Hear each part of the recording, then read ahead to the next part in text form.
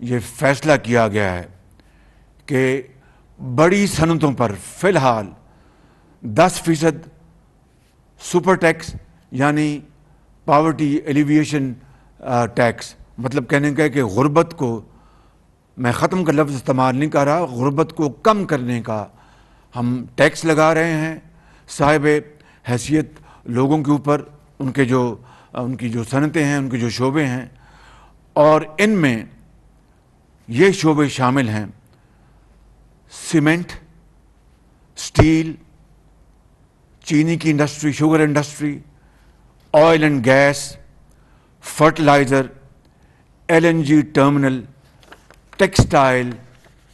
Banks, banking industry,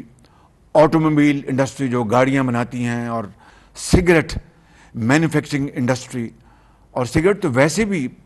صحت کے لیے انتہائی مضر ہے، یہ آپ سب اچھی طرح جانتے ہیں، لیکن اس صنعت میں بھی 60% جو فارمل سیکٹر ہے وہ جو ٹیکس دیتا ہے وہ پوری قوم کے سامنے ہے، لیکن جو 40% انفارمل سیکٹر ہے وہ ٹیکس نیٹ میں نہیں ہے. اور یہ کس کی غلطی ہے؟ یہ اسٹیٹ آف پاکستان کی. وہ ادارے جو اس کام کے لیے ہیں کہ وہ ٹیکس حاصل کریں اور ان امیر لوگوں سے ٹیکس لے کے غریبوں، بیوگان، یتیموں کے حوالے کریں، ان کا حق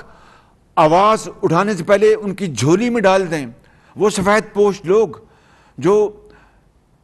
زندگی ان کے اوپر تنگ ہے لیکن کسی کے آگے ہاتھ نہیں پھیلاتے، وہ کسی کے آگے وہ اپیل نہیں کرتے، ان کی جھولی میں ریاست کا کام ہے کہ ٹیکس لے کر ان کی جھولی میں ڈالیں. مگر یہ بڑے بڑے جو ٹیکس جو ایویڈ کرتے ہیں، 40% صرف سگریٹ مینوفیکچرنگ انڈسٹری میں ہیں، اربوں روپے. میرا آپ سے وعدہ ہے کہ میں راتوں کو جاگوں گا انشاءاللہ اور اپنے حلیف جماعتوں کی مشاورت سے اور جو متعلقہ ادارے ہیں ان کے ساتھ مل کر ایسی پالیسی بنائیں گے انشاءاللہ کہ جہاں جہاں ٹیکس کی ایویژن ہوتی ہے، تبھی پاکستان آج غریب ڈیولپنگ ملک کہلاتا ہے، تبھی پاکستان آج تک اپنے پاؤں پہ نہیں کھڑا ہو سکا. اگر آپ کو میں ایک تخمینہ دوں تو تقریباً ایک یہ رف ایسٹیمیٹ ہے کہ 2000 ارب روپیہ سال کا جو ٹیکس ہے مختلف مدات میں وہ غائب ہو جاتا ہے. یہ جو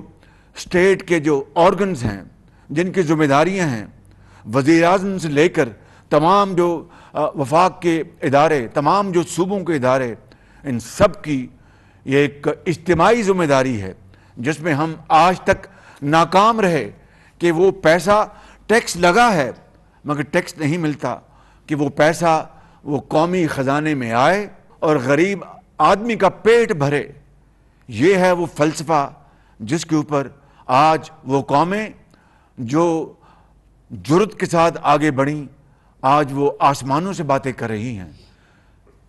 it is never too late. انشاءاللہ میرا ارادہ ہے کہ بجٹ کے فوراً بعد میں نے ٹیمیں بنا دی ہیں اور یہ ٹیکس کی کلیکشن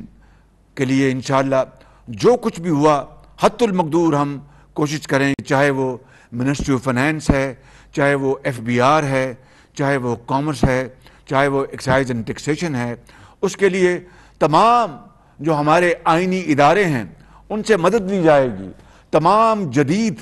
جو ٹیکنالوجی ہے، تمام جدید جو ڈیجیٹل جو ہمارے پاس ٹولز ہیں ان کو ہم بروئے کار لائیں گے. اس کے علاوہ کیمیکلز اور بیوریجز کے اوپر بھی یہ 10% ٹیکس لگایا گیا ہے عام آدمی کو ٹیکس سے بوجھ